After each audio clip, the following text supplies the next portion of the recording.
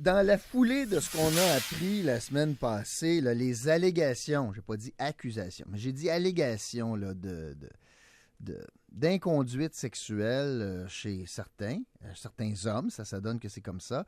Il y a évidemment un lien pas trop compliqué à faire, ou en tout cas des questions à poser, pas trop compliquées à poser, à savoir, OK, mais si c'est le cas, puis mettons que ces gens-là, ces hommes-là, avaient par exemple des enfants, ou avaient des petits-enfants.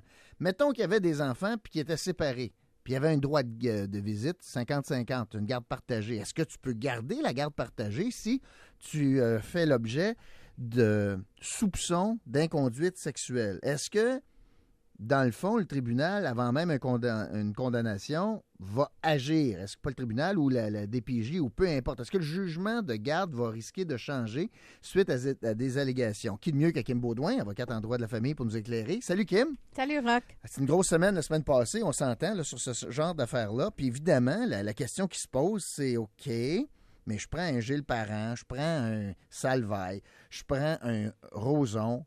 Mettons qu'il y avait une garde partagée puis il y avait des enfants, eux autres. Est-ce qu'ils peuvent continuer à avoir leurs enfants? Bien, tout dépendant des allégations.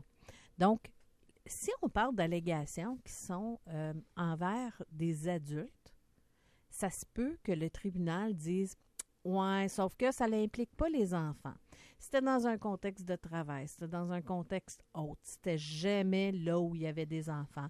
On ne craint pas pour la sécurité des enfants. Donc là, à ce moment-là, peut-être que le tribunal va refuser s'en mêler ou peut-être que le tribunal va mettre des barèmes en indiquant vous n'avez pas le droit d'être toute seule avec les enfants ou vous n'avez pas le droit d'un tel comportement avec les enfants. Ça, celle-là, je vais te dire, là, souvent les juges refusent de faire des restrictions qui sont d'ordre de vous n'avez pas le droit de commettre un crime. Parce que ça va de soi. Ah ouais.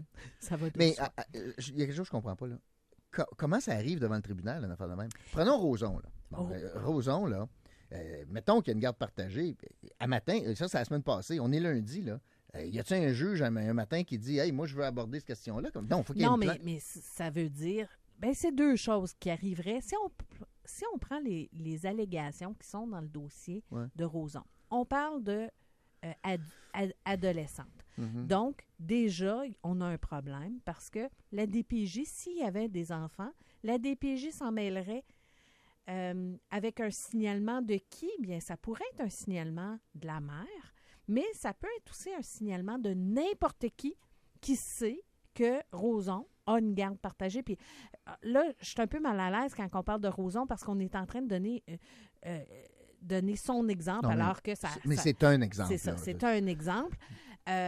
Juste pour dire, OK, il y a des allégations de attouchement sur des dans jeunes. Son cas à lui. Dans son cas à lui. S'il y avait une garde partagée, la DPJ pourrait s'en mêler. Pourrait et devrait s'en mêler. Tout à fait, devrait s'en mêler.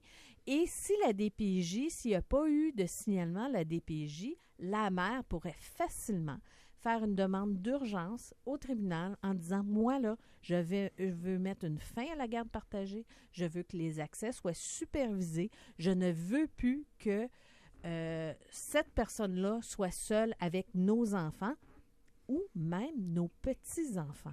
Parce que ça peut être envers des petits-enfants. J'imagine un couple séparé où un des parents dit, minute, là, toi, tu fais encore confiance à ton père, mais moi, j'y fais plus confiance. Et puis moi, je ne veux pas que mes enfants soient seuls avec cette personne-là. Ouais.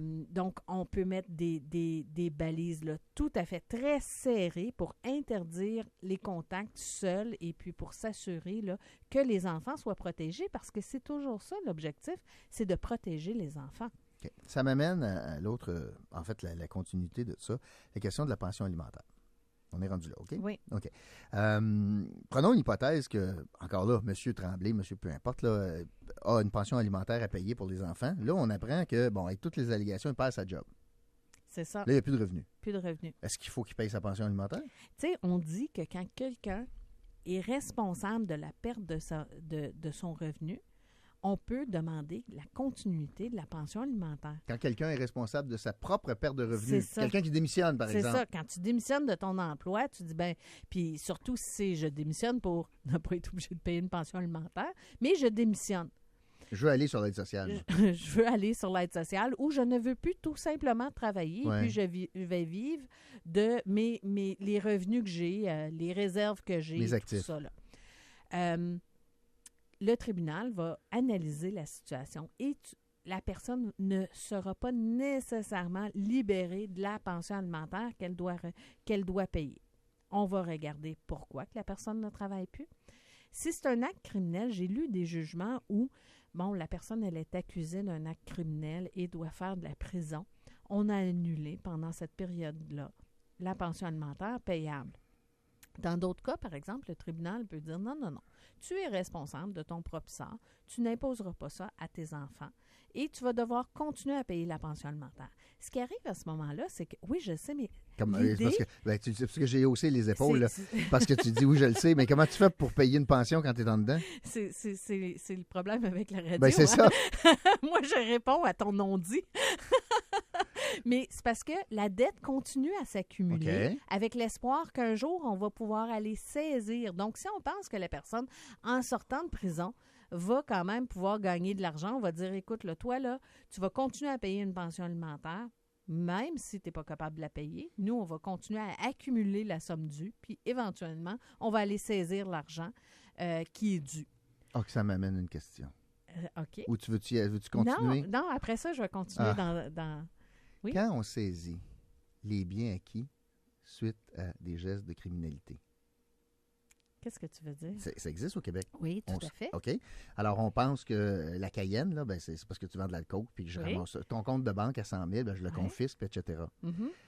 Ça veut dire que l'État se paye avant la pension alimentaire, dans un cas comme ça. Dans un cas comme ça, effectivement, parce qu'on est en train de dire, écoute, ça, c'est pas vraiment ton argent. Fait que les fruits de la criminalité peuvent pas servir à payer une pension alimentaire. Bien, ils peuvent, mais si elles sont saisies, Ouais. ils peuvent plus. Sauf que, puis écoute, là, je vais éventuellement revenir à mon sujet, mais parce qu'on est là, sauf que le tribunal peut dire, parce que il y a l'article sur lequel on se base pour déterminer c'est quoi le revenu, on dit toutes les sources de revenus possibles. Le tribunal peut dire le travail au noir. Moi, j'estime j'espère. que ton travail au noir vaut tant. Criminalité aussi. Puis d'ailleurs, les gens qui ont des revenus de la criminalité, s'ils ne veulent pas avoir de problème avec Revenu Québec n'a pas le droit de divulguer c'est quoi les revenus, etc. Ça, là, on ne peut pas aller chercher cette information-là. Donc, tu payes tes impôts sur ton crime, les revenus de ton crime. Bien là, au moins, t'es comme chummy avec Revenu Québec et Revenu Québec ne viendra pas après toi. Je doute que le milieu criminel fait ça, mais s'il faisait, Moi aussi.